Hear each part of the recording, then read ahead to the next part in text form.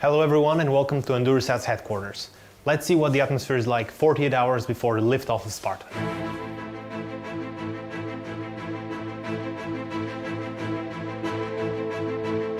It's only 48 hours before the launch of our Spartan mission, the first of many shared satellite service missions. We cannot wait to see the innovations and the incredible work that our partners and customers will do in orbit thanks to these new platforms. And of course, I feel excited, I feel a bit stressed, and I cannot wait to see the rocket launch and hopefully getting the first feed of data link to the ground. Spartan is a brave soldier. I would describe Spartan as unique in one sentence. Innovative, interesting, and the future of spaceflight. Spartan is a paradigm shift of the way that satellite industry should work in principle, in our minds. We want to eliminate the entire complexity of flying sensors to orbit, especially for remote sensing, for Earth observation and for connectivity. And we believe that the service that we call shared satellite missions actually would bring this completely paradigm shift in mindset. Give us what you want to fly, and in just a few months' time you are controlling your sensor in orbit, operating it and downlinking much more data to the ground. I think it's the most amazing satellite up to now. Revolutionary. Here's a one word. Spartan is an incredible experiment. It's the first shared satellite, first of many, I dare say, because we have quite a few missions already planned for the following quarters. Spartan is an experiment of our software-defined architecture and its complete validation in space. It carries 7 different payloads, and its aim is to prove that we can operate these and that customers on the ground can redefine the operations and the way that the satellite is used just by the software commands that they send.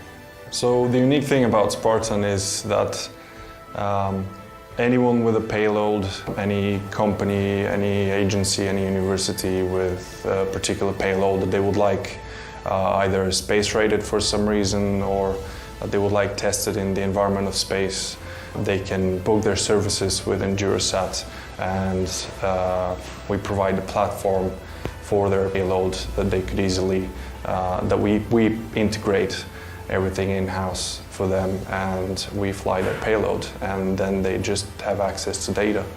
Yeah, Spartan software-defined architecture is something that we have here as a concept in our CubeSats, that we actually want to create a very solid infrastructure which we can base our future development on. I'm exceptionally proud of the team, of the effort of so many young and talented engineers, scientists and technologists. We came a long way for the past 6 years building this company and the technology behind and all the innovations actually. Behind it, step by step, having to undergo tremendous personal challenges, tremendous business challenges, and at the end of the day, everything that we have done so far has been only with a simple mindset. That is, we want to bring many other and many more players in space. We want to democratize access to space, and we cannot wait to see the innovations that so many smarter than us people could bring working with their novel sensors in orbit without the traditional complexity of the satellite value chain. I'm proud of the testing of the satellite platform in the limited time that we have to do. I'm proud of what we achieve as a team together. I'm proud of the teamwork that's going on in this company, and I'm proud of that we can achieve everything as long as we believe in our ideas. Now wish Spartan good luck, and let's go watch the live broadcast of SpaceX. Obviously, I'm just up here because you're getting all the good-looking people, right? Yeah. Or it's because the important people are busy. I'm Pickle Rick! Klapa.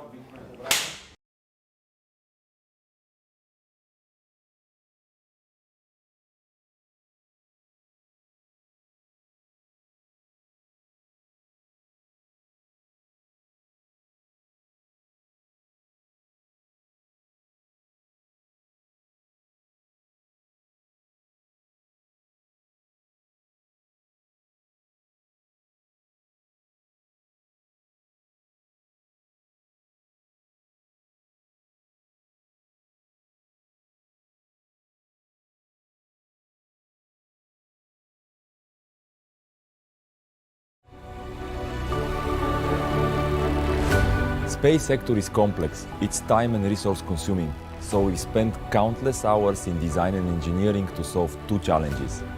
How fast can you get to space, and how can you generate more data?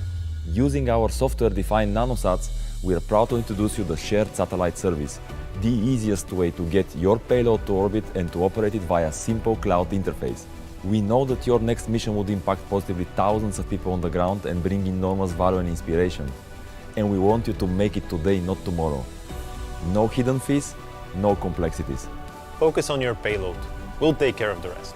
Integration, space qualification, legal registrations. You have complete flexibility of operations and focus on what matters, your mission. It's all done in 3 simple steps. Select your preferred mission option, prepare your payload, and start generating space data in just a few months' time. Our software-defined nanosats can carry multiple customer payloads on every flight at a fraction of the industry cost and time. At EnduroSat, we believe that access to space should be a fundamental human right, and we hope that your success story in space would come quicker and have bigger impact. Get your payload to orbit today. Our shared missions are available, and we hope to see you on board.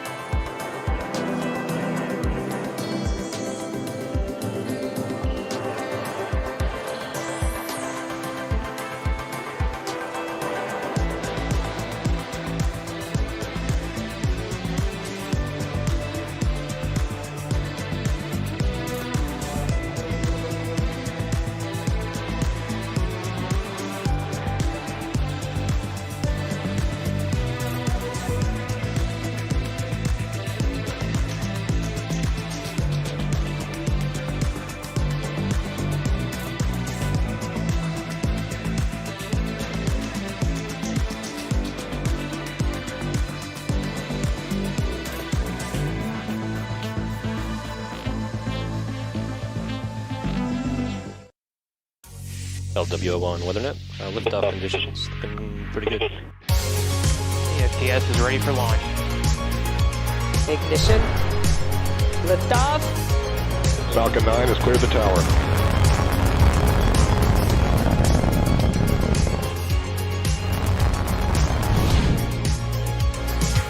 Ten, 9, 8. Side booster ignition. 6, 5, 4, 3, 2, 1.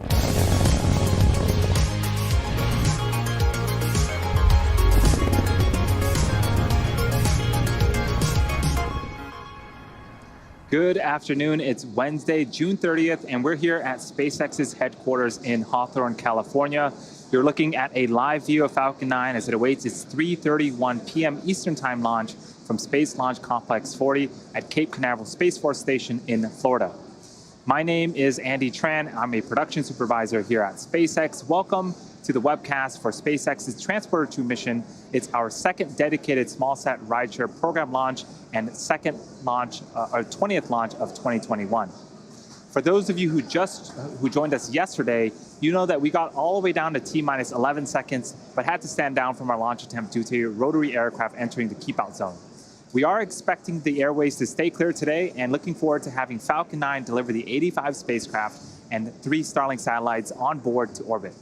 Now this includes CubeSats, microsats, and orbital transfer vehicles, sometimes called space tugs, which will deploy their spacecraft after separating from Falcon 9.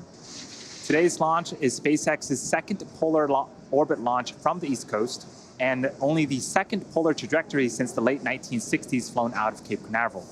A polar orbit is one in which satellites pass above the North and South poles as opposed to the equator. SpaceX has worked closely with the Air Force and the FAA to create a trajectory that meets the necessary safety requirements for flight.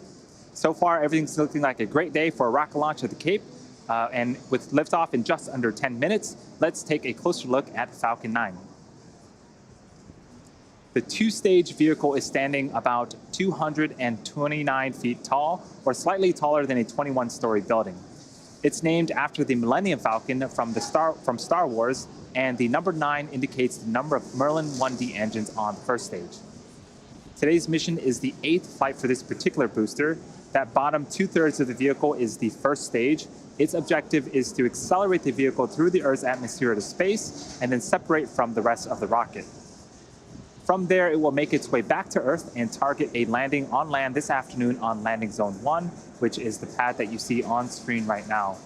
And if you're an Eastern Florida resident, you might even be able to see Falcon 9 over the ocean, or also hear one or more of the sonic booms as Falcon 9 makes its way back to land. On top of the first stage is the black carbon fiber interstage. It connects the 2 stages and houses the pneumatic pushers that allow the first and second stage to separate during flight.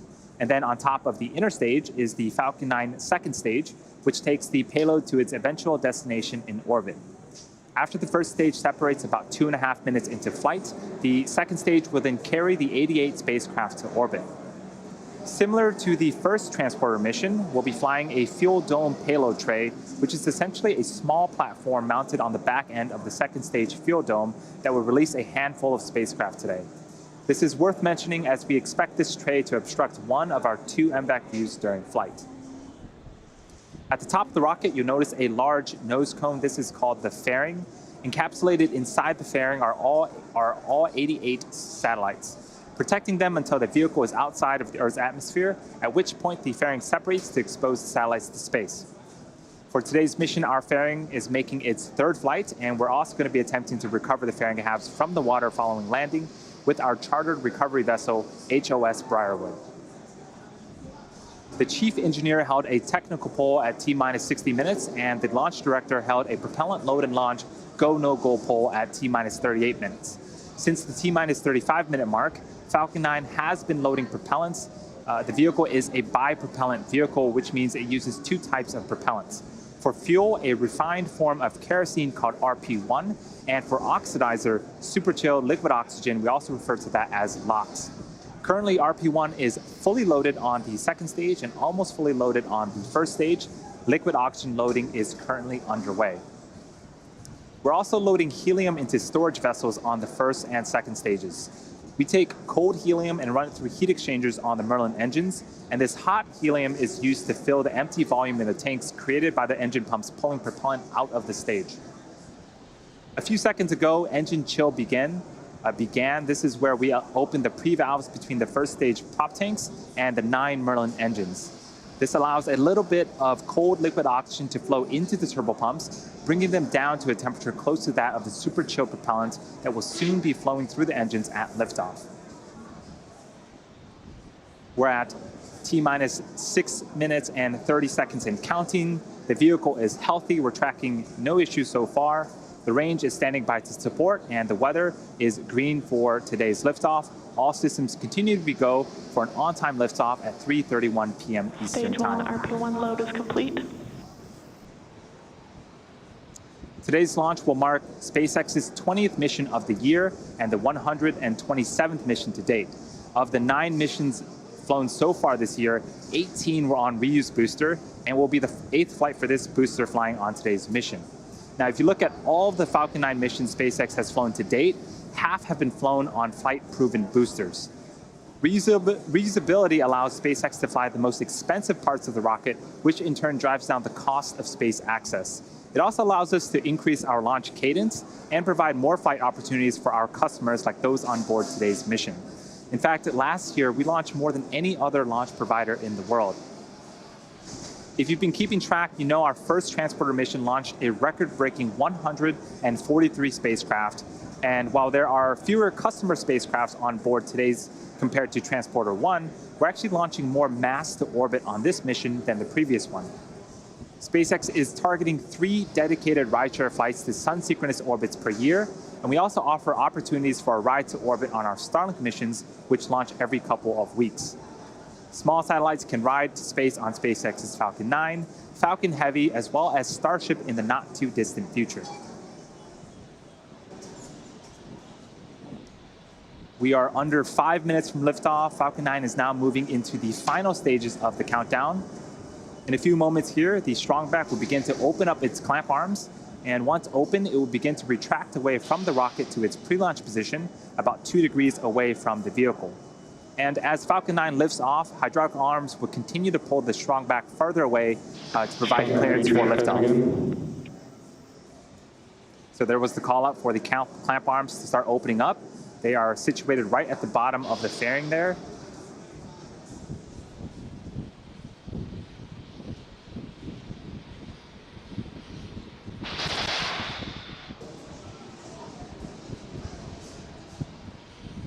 The strongback is part of the transporter erector, also called the TE.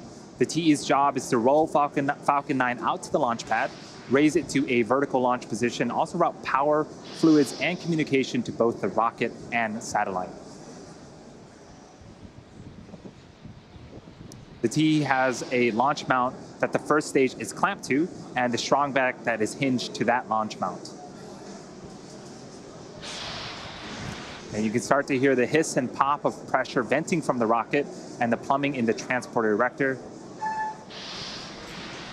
At this stage, the strongback should be reclined to its pre-launch position, again 2 degrees away from the vehicle.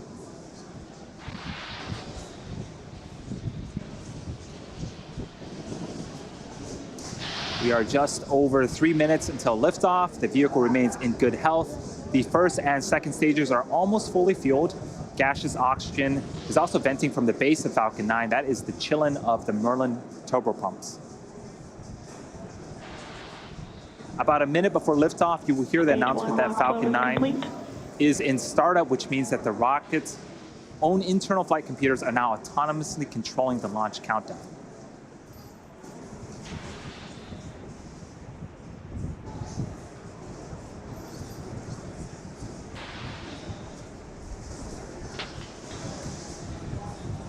This is a great shot of the fairing, and inside that fairing again are the 88 spacecraft as part of the Transporter 2 mission.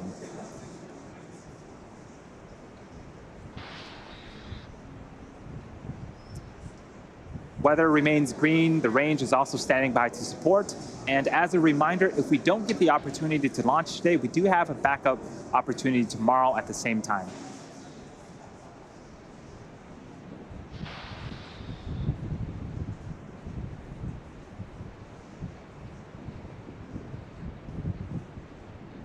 Stage 2 lock load is complete.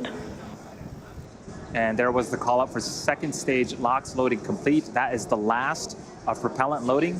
Falcon 9 is now fully fueled and ready for liftoff in about 1 minute and 40 seconds.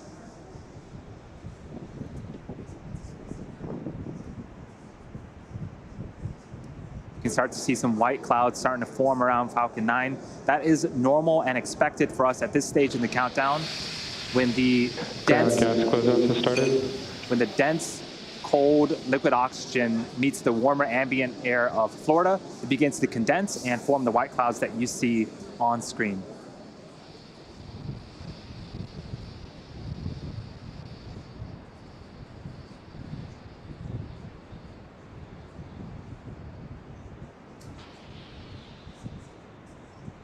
Falcon is in startup. Falcon 9 is in startup. You can start to hear some of the cheers here in Hawthorne. The first and second stages are beginning to pressurize for launch.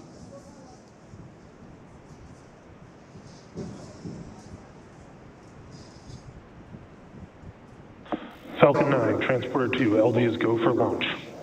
That was the launch director giving the final go for launch. We are T-minus 30 seconds from liftoff. Let's tune into terminal count and watch as the Transporter 2 mission begins.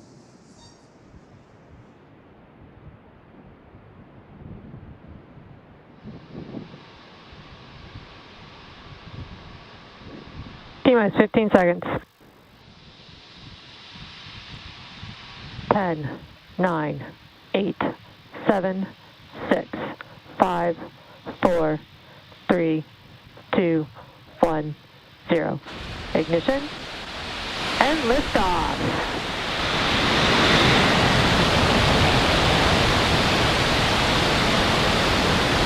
Vehicles pitching downrange.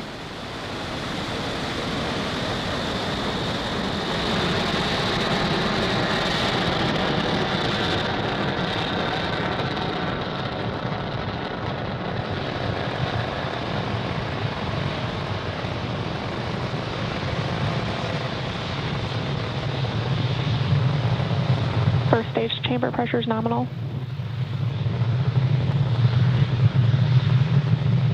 We are T-plus 42 seconds into flight. Falcon 9 has cleared its tower, and we're currently throttling down in preparation for max Q. That should be coming up in about 20 seconds. Max Q is where the vehicle will experience the highest amount of aerodynamic pressures. Falcon 9 is supersonic.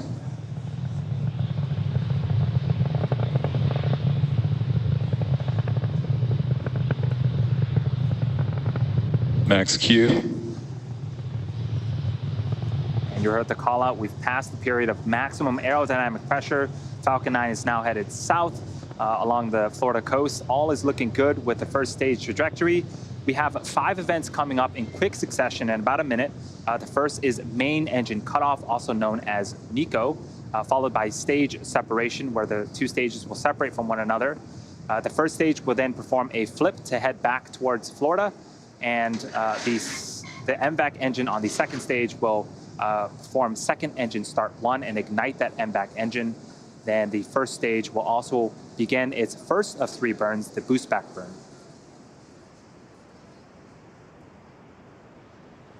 And this is a view from the top of Falcon 9 looking down towards the 9 Merlin engines at the bottom of the first stage.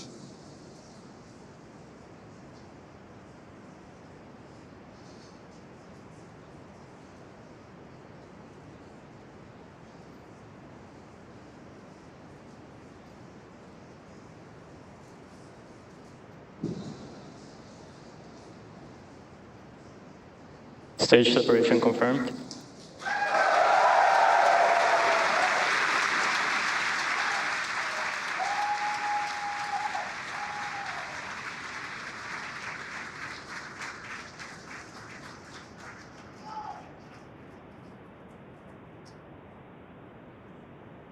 And there you saw on screen, we had successful stage separation. The first stage started performing its flip maneuver. And the boost back burn should be ending in about 25 seconds.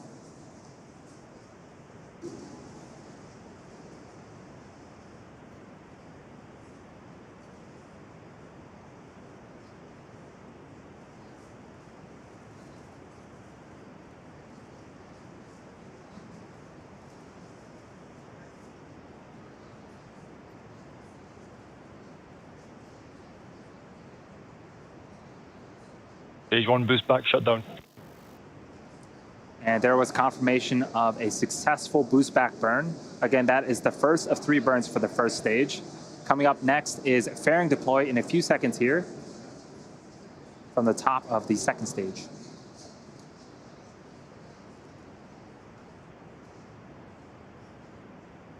Fairing separation confirmed.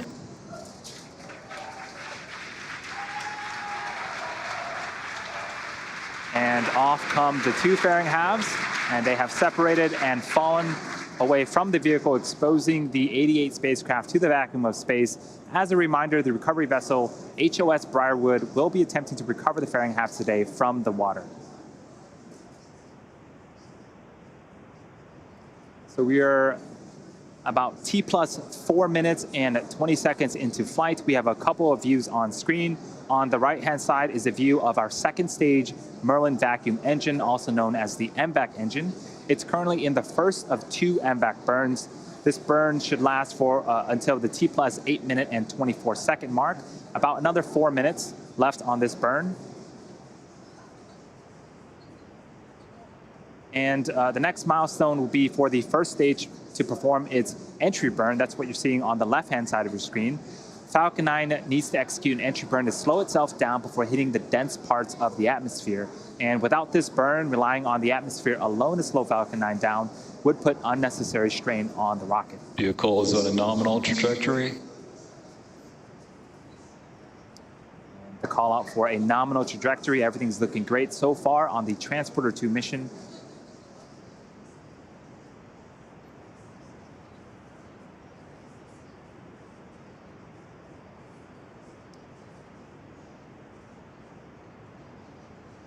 You also notice some honeycomb-like structures have deployed on the first stage on the left-hand side. Those are our 4 hypersonic grid fins positioned at the base of the inner stage. They help to orient the rocket during re-entry by moving the center of pressure. There's also some plumes of gas coming out. This is cold nitrogen gas, which helps with attitude control. Both are essential to make sure that we have a nice targeted landing back on landing zone 1 later on in today's mission. The second burn, the entry burn, is coming up in about 30 seconds. Watch for that on the left-hand side. You can also see there's a speedometer of sorts on the bottom left-hand side. That tracks the speed of the first stage, and when we begin the entry burn, we'll start to reduce the speed, and shortly after the entry burn ends, we'll hit the denser parts of the atmosphere and also begin to further reduce our velocity as the first stage continues to make its way back towards Earth.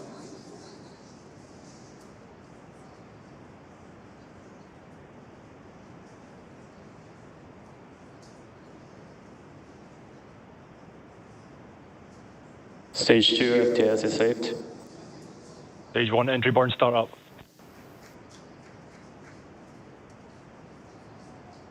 There's the call out, and you can see on screen 3 Merlin engines have relit and are currently slowing down the first stage. This burn is expected to last for another 15 seconds or so.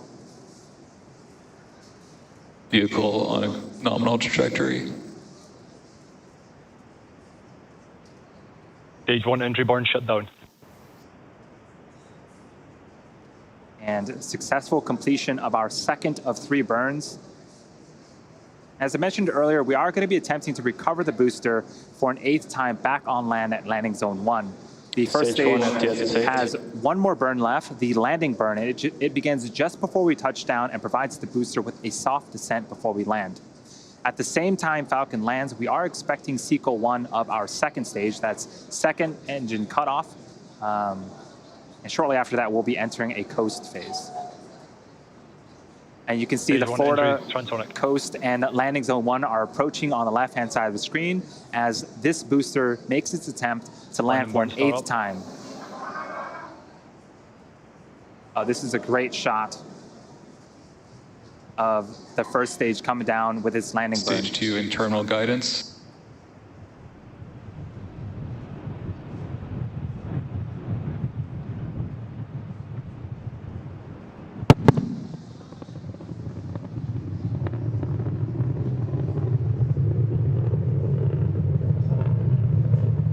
Stage 1, London light deploy. That was as smooth as I'd seen it. We had phenomenal shots all the way through the landing burn. You heard the sonic booms. This booster has landed for the 8th time. That is the 89th recovery of an orbital class rocket. Stage 1 nominal landing confirmed. And what a way to start off the orbit Transporter insertion. 2 mission. At the same time, we did have successful second stage, second engine cutoff, and confirmation of a nominal orbital insertion. We are now going to coast for the next 45 minutes or so while we wait for second engine start 2. Just a few minutes after that, we'll begin to deploy the 88 spacecraft on board this mission. We will see you back here around the T plus 53 minute and 30 second mark.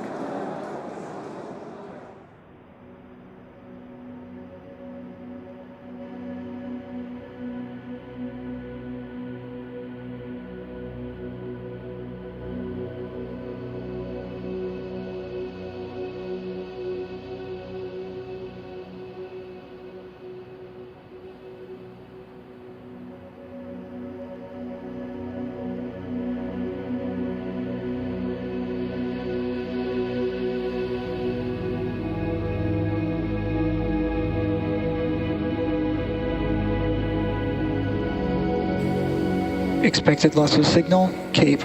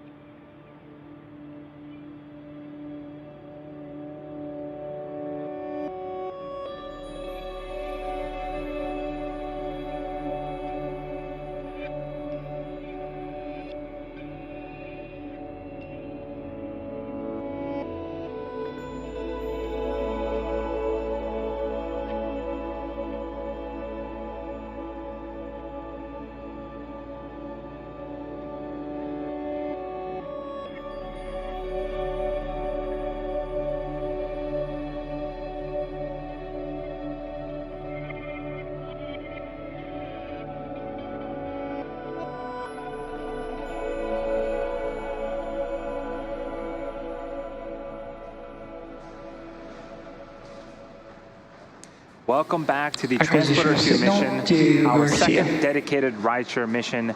Falcon 9 lifted off at 3:31 p.m. Eastern Time from Cape Canaveral Space Force Station and had successful stage separation. We landed our first stage on landing zone 1 and successfully completed our first second stage burn. We are waiting to relight our MVAC engine on the second stage for a second and final burn. It's going to be a quick burn lasting about 2 seconds. And that should be coming up in about 15 seconds.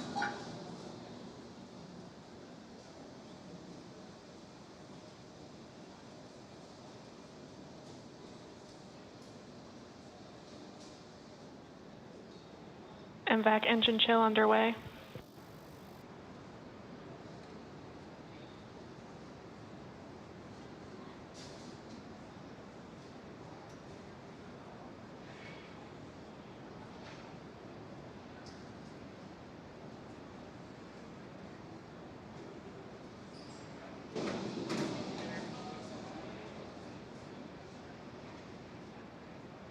Nominal orbit insertion. So we did have successful second engine start for the second time and successful second engine cutoff, and you just heard the call for a nominal orbital insertion. So the second stage is going to coast for a few minutes before we start to deploy our satellites. And as I mentioned, this is our second dedicated rideshare mission. Our goal with these rideshare flights is to provide small satellite operators with competitive pricing, increased flight opportunities, and flexibility. These dedicated rideshare flights to sun-synchronous orbits will occur about 3 times a year, providing regular access to orbit. In addition, we also offer opportunities for ride to orbit on our Starlink missions, which launch every couple of weeks. We've launched 4 Starlink missions that include rideshare spacecrafts as well, and we're hoping to launch much more in the future.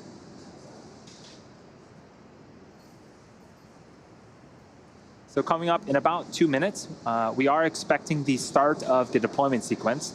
There will be 31 deployments for 88 spacecraft, which will occur over a 30-minute period of time. This includes CubeSats, microsats, and orbital transfer vehicles, sometimes called space tugs, which will deploy their spacecraft after separating from Falcon 9, and also 3 Starlink satellites. Many of these deployments will be grouped within seconds of each other, while others may be a minute or more apart. This is a look at the order of deployments between now and the final deployment around the T+1 hour and 27-minute mark. You should hear the call out from our mission operators as each deployment happens. And to keep in mind, most of these deployments include multiple satellites. So while there are 31 deployments, at the end, we will have put 88 satellites into orbit, again, including our 3 Starlink satellites.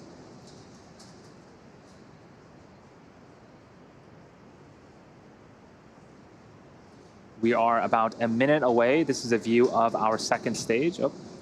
And back to the animation. Several of the customers on board this mission have multi-launch agreements with SpaceX. So some of the names might sound familiar to those of you who have tuned in for previous rideshare missions. It's also worth noting that we will lose access to ground station coverage for a short period during the 30-minute window, 30-minute deployment sequence. When we reach that point, we'll let you know. And here's the view of the second stage MVAC engine. Similar to the first transporter mission, we'll be flying a fuel dome payload tray, which is essentially a small platform mounted on the back end of the second stage fuel dome that will release a handful of payloads. And as you may have already noticed, one of our 2 MVAC views is obstructed because of that fuel dome payload tray. Acquisition of signal, Bangalore. So we are expecting the first batch of deployments to begin in a few seconds here.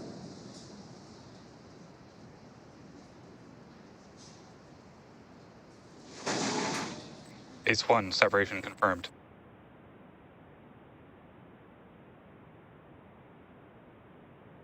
NewSat 19, separation confirmed.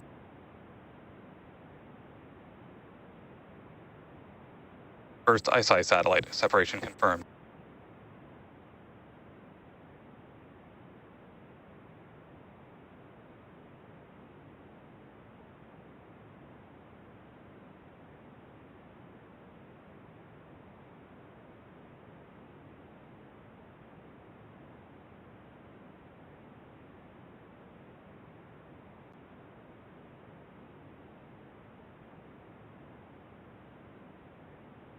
Tropics Pathfinder, separation confirmed. Gnomes 2, separation confirmed.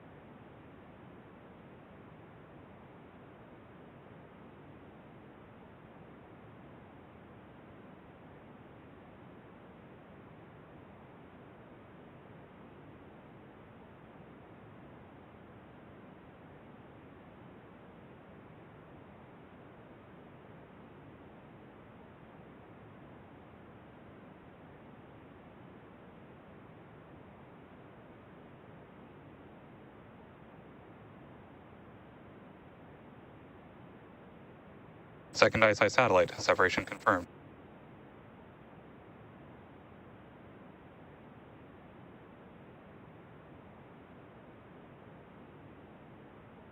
TIVAC 0211, separation confirmed. YAM 3, separation confirmed. Tubin, separation confirmed.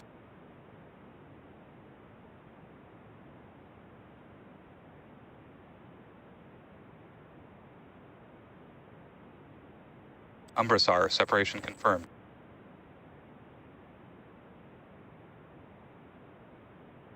Ion satellite carrier, separation confirmed.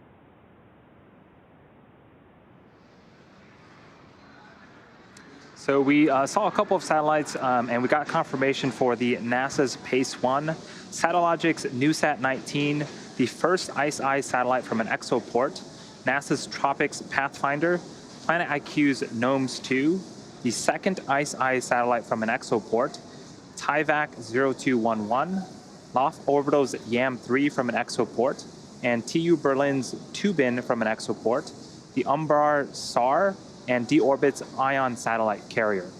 We were expecting to hear the call out for TIVAC 0173, so we're going to check in with the teams and see if we can give you guys an update a little bit later. Coming up, we have another batch of 5. These are going to be for the Space Development Agency General Atomics Paratons Lynx 2, Satellogic's NewSat 20 and 21, Capella SAR satellite, and the third ICE-I satellite from an exoport.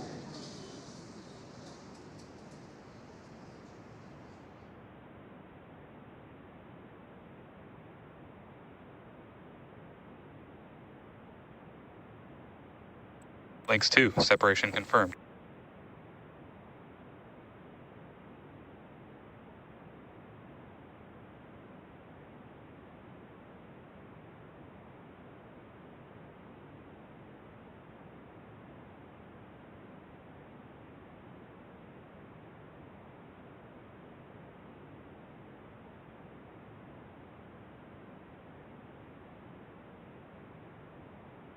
NewSat 20, separation confirmed.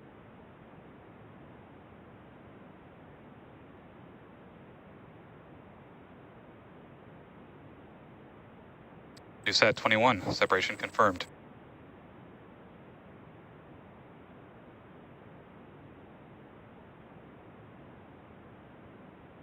Capella SAR satellite, separation confirmed.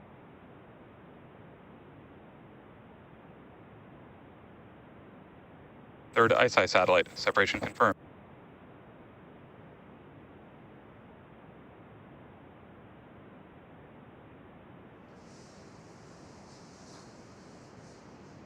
So we got confirmation for... Expected loss of signal, Diego Garcia. We got confirmation for 5 more deployments. That was the Space Development Agency General Atomics Paratons Lynx 2, Satellogic's NewSat 20 and 21, the Capella SAR satellite, and the third ICE-I satellite from an exoport.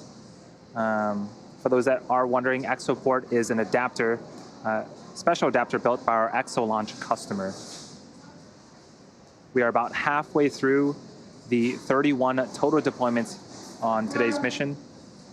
And coming up, we have 2 more deployments. These are going to be for the Space Development Agency General Atomics Lynx 1, as well as the DARPA Space Development Agency Air Force Research Laboratories Mandrake 2 Able.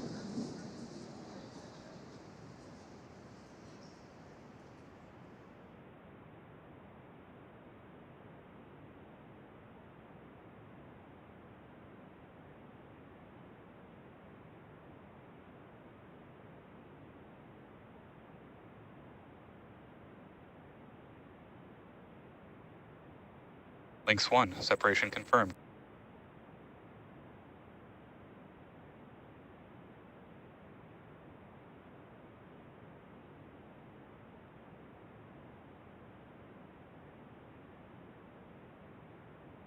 Mandrake 2 able, separation confirmed.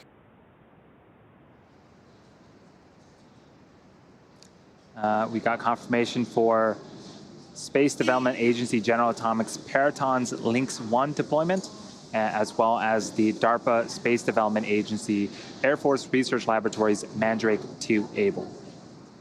And coming up in less than a minute, we are expecting the next deployment. It's going to be the 4th ICE-I satellite from an exoport.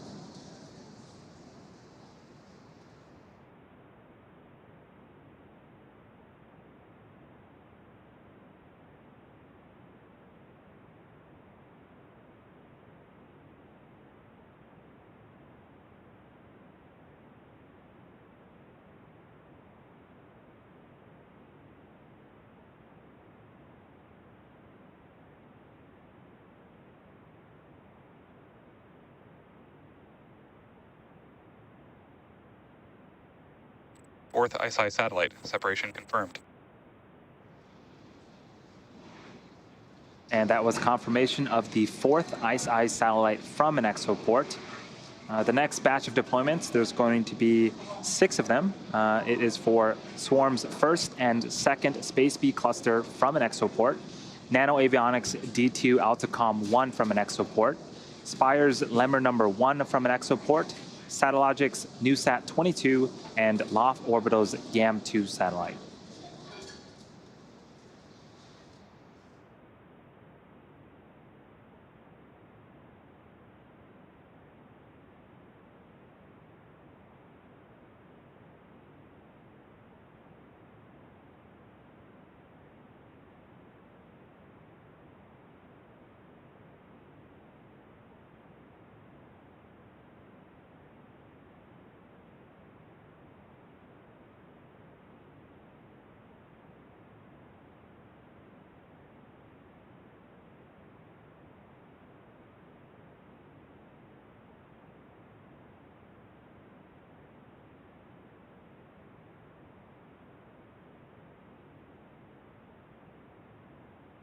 First Space B cluster, separation confirmed.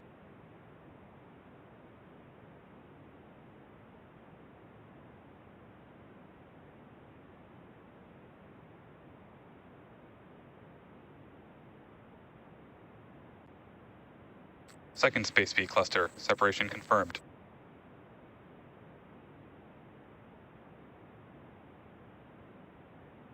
D2 Atacom 1, separation confirmed. Lemur number 1, separation confirmed.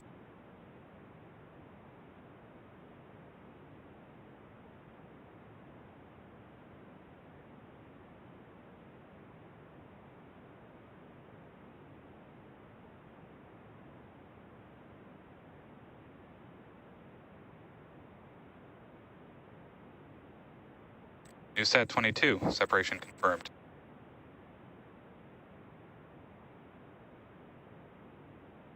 YAM2, separation confirmed. And we got some really cool views of the satellites separating. That was for Swarm's 1st and 2nd Space B cluster from an exoport, NanoAvionics D2 Altacom 1 from an exoport, Spire's Lemur number 1 from an exoport, Satellogic's NewSat 22, and Loft Orbital's YAM2 satellite.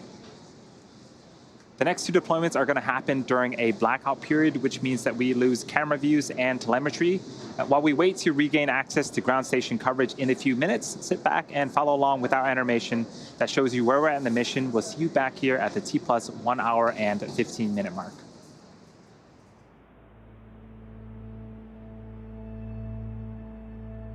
Expected loss of signal, Bangalore.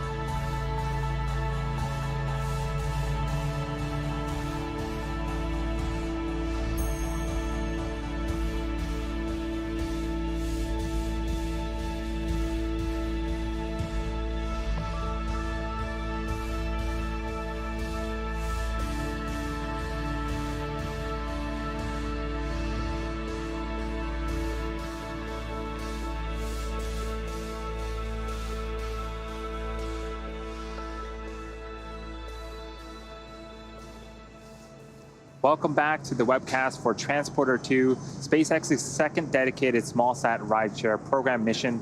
On board this mission are 88 spacecraft, including 3 Starlink satellites.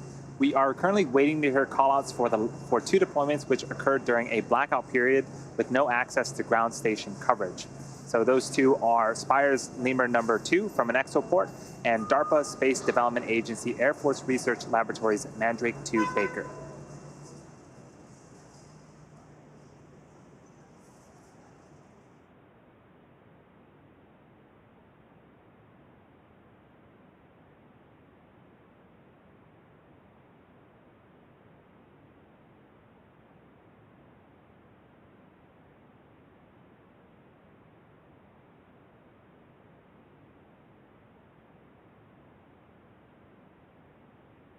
Lemur number 2 and Mandrake 2 Baker, separations confirmed. Acquisition of signals, forward. And there was the confirmation for Spire's Lemur number 2 from an exoport, the DARPA Space Development Agency Air Force Research Laboratories Mandrake 2 Baker satellites. Coming up, the next 2 deployments will happen a few minutes from now.